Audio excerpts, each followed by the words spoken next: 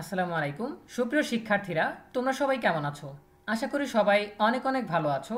তোমরা যারা বর্তমানে অর্থাৎ 2024 সালে অষ্টম ও নবম শ্রেণীতে পড়াশোনা করছো, আগামী শিক্ষাবর্ষে অর্থাৎ 2025 সালে তোমরা নবম এবং দশম শ্রেণীতে উত্তীর্ণ হবে।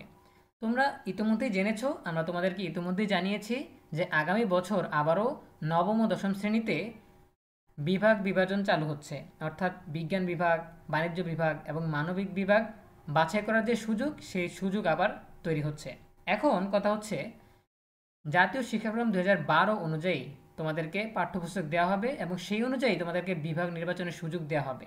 তোমরা অনেকেই জানতে চাচ্ছ যে জাতীয় শিক্ষাক্রম 2012 অনুযায়ী নবম দশম শ্রেণীর বইয়ের তালিকা কীরকম, বা কি কি বিষয় থাকবে, বা কোন কোন বই থাকবে, সেটা নিয়ে আমরা আলোচনা করব। তোমরা দেখতে পাচ্ছ আমাদের হাতে আছে জাতীয় শিক্ষাক্রম 2012 এর রূপরেখা, ঠিক আছে? সো এখানে যদি আমরা একটু নিচে স্ক্রল করি, তাহলেই আমরা জাতীয় শিক্ষাক্রম 2012 অনুযায়ী নবম দশম শ্রেণীর বইয়ের তালিকা পেয়ে যাব, ঠিক আছে? সো এখানে তোমরা দেখতে পাচ্ছ আমরা ইতিমধ্যেই পেয়ে গেছি সাধারণ ধারার নবম দশম শ্রেণীর বিষয় কাঠামো, নম্বর ও সময় বন্টন।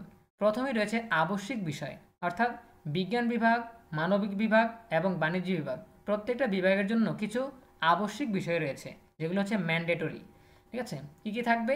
বাংলা থাকবে 200 নম্বরের, অর্থাৎ প্রথম পত্র দ্বিতীয় পত্র। ইংরেজি থাকবে 200 নম্বরের, অর্থাৎ প্রথম পত্র দ্বিতীয় পত্র। গণিত থাকবে 100 নম্বরের। ধর্ম নৈতিক শিক্ষা থাকবে 100 নম্বরের।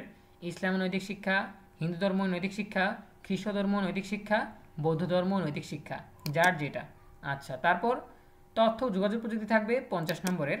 এরপর ক্যারিয়ার শিক্ষা থাকবে 50 নম্বরের। এরপর শারীরিক শিক্ষা, স্বাস্থ্যবিজ্ঞান ও খেলাধুলা থাকবে 100 নম্বরের, ঠিক আছে? এই গেল আবশ্যিক বা ম্যান্ডেটরি সাবজেক্ট, যেগুলো তিনটা বিভাগের শিক্ষার্থীদের জন্যই প্রযোজ্য। আচ্ছা, এরপর আসে শাখাভিত্তিক বা বিভাগভিত্তিক বিষয়। যারা সায়েন্স নেবে বা বিজ্ঞান শাখায় যাবে, তাদের জন্য কোন কোন সাবজেক্ট থাকবে? পদার্থবিজ্ঞান থাকবে 100 নম্বরের জন্য, রসায়ন থাকবে 100 নম্বরের জন্য, জীববিজ্ঞান বা উচ্চতর গণিত, এই দুইটা থেকে যে কোনো একটা নিতে হবে 100 নম্বরের জন্য। আর থাকবে বাংলাদেশ ও বিশ্ব পরিচয়, ঠিক আছে? এটাও থাকবে 100 নম্বরের জন্য। তাহলে বিজ্ঞান বিভাগের শিক্ষার্থীদের জন্য এই 400টা নম্বর হচ্ছে গ্রুপের বিষয় বা শাখাভিত্তিক বিষয়।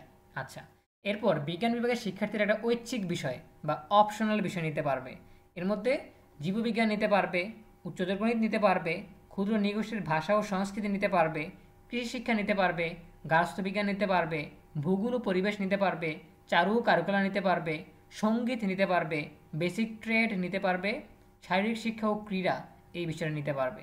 যারা ম্যান্ডেটরি সাবজেক্ট হিসাবে বা গ্রুপের সাবজেক্ট হিসাবে জীববিজ্ঞান নেবে, তারা অপশনাল চাইলে উচ্চতর গণিত দিতে পারে। আর যারা উচ্চতর গণিত নেবে ম্যান্ডেটরি সাবজেক্ট হিসাবে বা বিভাগীয় বিষয় হিসাবে, তারা অপশনালি জীববিজ্ঞান নিতে পারবে। এছাড়া অন্য যে কোনোটা নিতে পারে, ঠিক আছে? এক্ষেত্রে অনেকগুলো সাবজেক্ট দেয়া আছে, কিন্তু সবগুলো সাবজেক্ট সব স্কুলের শিক্ষক থাকে না। এই জন্য তোমাকে জেনে নিতে হবে যে এই স্কুলে কোন কোন বিষয়ের শিক্ষক আছে, সেই অনুযায়ী একটা অপশনাল সিলেক্ট করতে হবে, ঠিক আছে?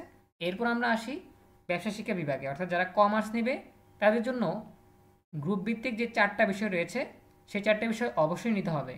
একটা হচ্ছে ব্যবসা উদ্যোগ, আরেকটা হচ্ছে হিসাব বিজ্ঞান, আরেকটা হচ্ছে ফিন্যান্স ও ব্যাংকিং, আরেকটা হচ্ছে বিজ্ঞান।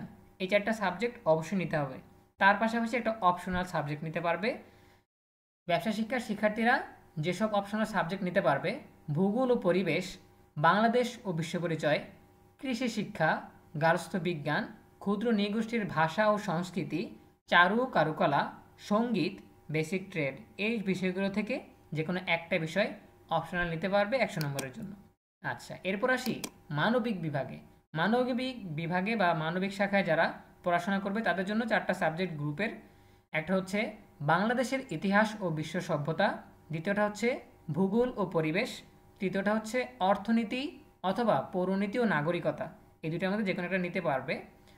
আচ্ছা, তারপর থাকবে বিজ্ঞান, ঠিক আছে?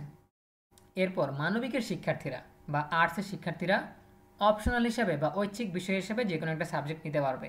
অর্থনীতি নিতে পারবে, পৌরনীতি ও নাগরিকতা নিতে পারবে, চারু কারুকলা নিতে পারবে, কৃষি শিক্ষা নিতে পারবে, গার্হস্থ্য বিজ্ঞান নিতে পারবে, ক্ষুদ্র নৃগোষ্ঠীর ভাষা ও সংস্কৃতি নিতে পারবে, আরবি নিতে পারবে, সংস্কৃত নিতে পারবে, পালি নিতে পারবে, সঙ্গীত নিতে পারবে, বেসিক ট্রেড নিতে পারবে, শারীরিক শিক্ষা ও ক্রীড়া নিতে পারবে, ঠিক আছে?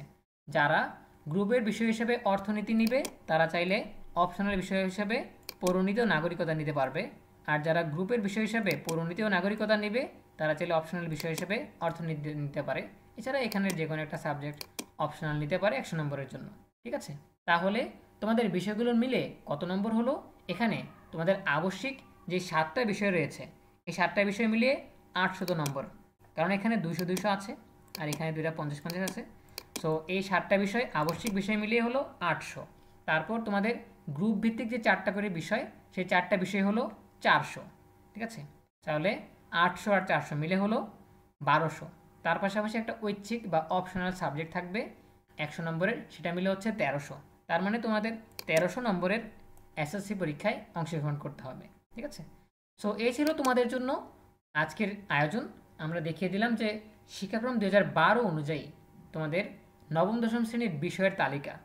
ঠিক আছে, কোন গ্রুপে নিলে কোন কোন বিষয় থাকবে, কত নম্বরের জন্য থাকবে, অপশনাল বিষয় হিসেবে তুমি কোনটা কোনটা নিতে পারবে, ডিটেলস আমরা আলোচনা করলাম। আশা করি আজকের ভিডিওটি তোমাদের উপকারে আসবে।